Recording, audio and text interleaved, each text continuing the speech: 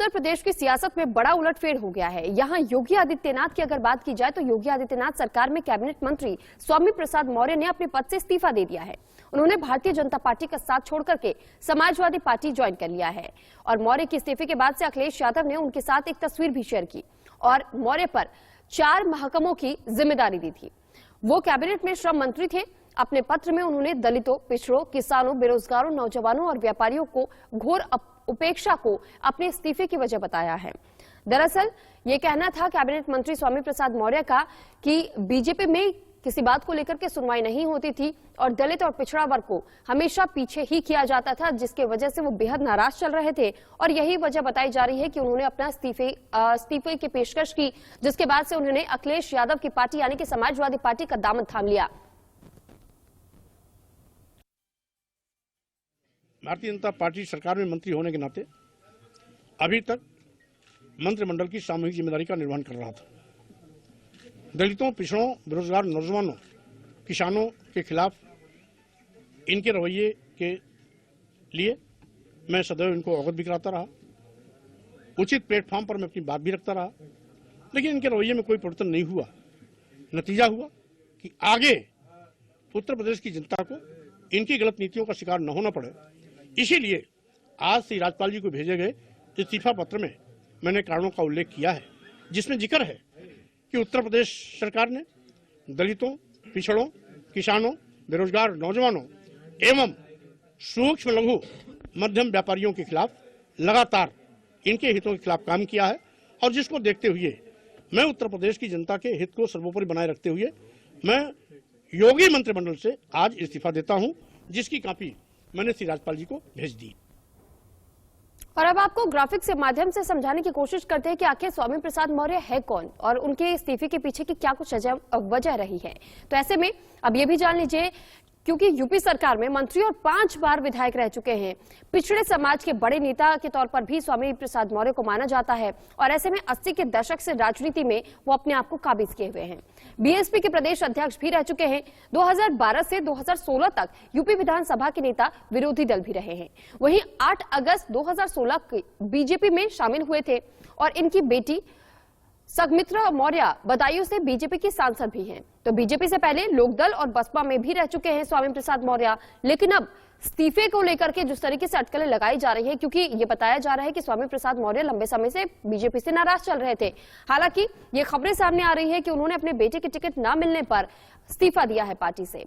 तो वहीं अगर बात चुनाव की करें तो चुनाव से ठीक पहले ही यूपी की सियासत में जिस तरीके का बदलाव देखने को मिल रहा है और अखिलेश यादव के पार्टी में जिस तरीके से वो शामिल हुए हैं, अब ऐसे में ये देखना होगा कि ये एक क्या नया एंगल लेकर के विधानसभा चुनाव में सामने आती है, क्योंकि स्वामी प्रसाद मौर्य के बेटे उत्कृष्ट मौर्य ने भी बीजेपी से इस्तीफा दे दिया है।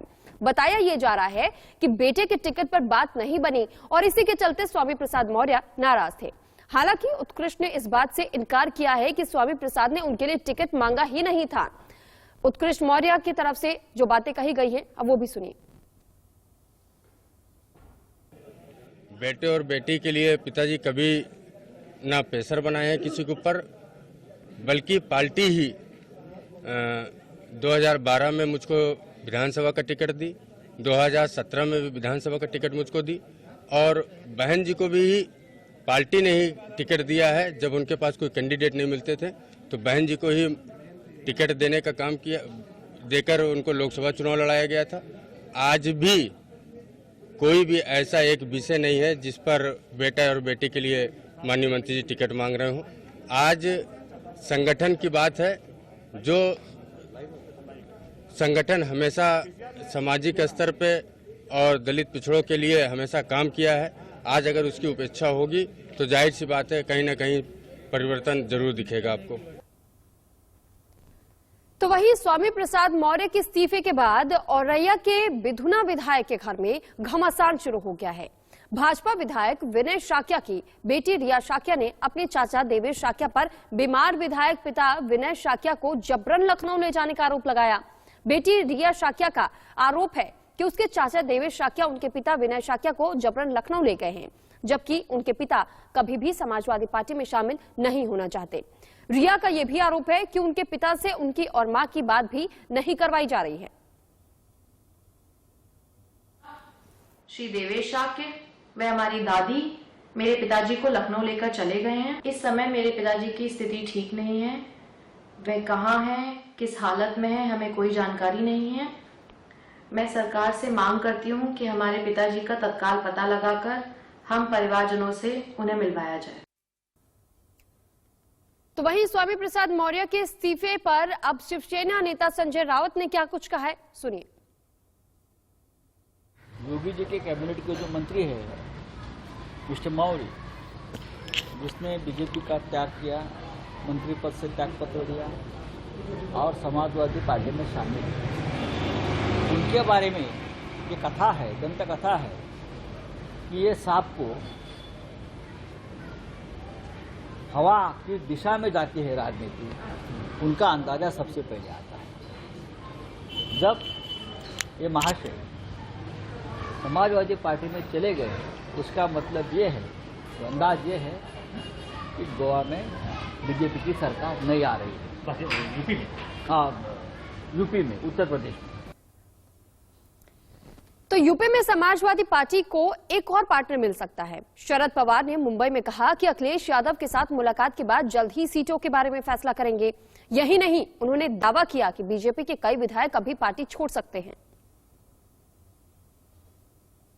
पार्टी समाजवादी पार्टी और छोटे छोटे पार्टी का गठबंधन हुआ है।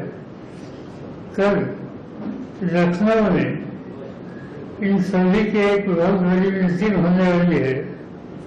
राष्ट्रवादी कांग्रेस पार्टी के शीर्ष के अध्यक्ष के शर्मा वहां जाएंगे और इस जलसे में हिस्सा लेंगे।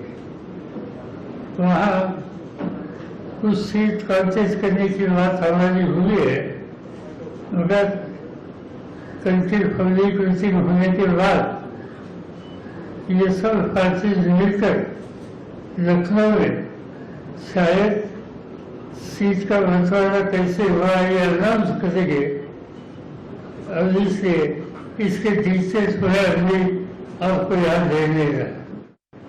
मुझे खुशी है कि राष्ट्रवादी कांग्रेस पार्टी में आने का उन्होंने तय किया। साथ साथ पिछले 40 से ज्यादा साल उन्होंने उत्तर प्रदेश में काम किया है, इसलिए कई जिले में उनके साथी हैं। वो सब साथियों के साथ बातचीत करके वो यहाँ आए हैं और वापिस जाने के बाद वहाँ उनके साथियों के साथ वो अनाउंसमेंट करेंगे और मैं भी एक दिन जाकर उनके साथ एक पब्लिक मीटिंग में उनके साथ हिस्सा लूंगा।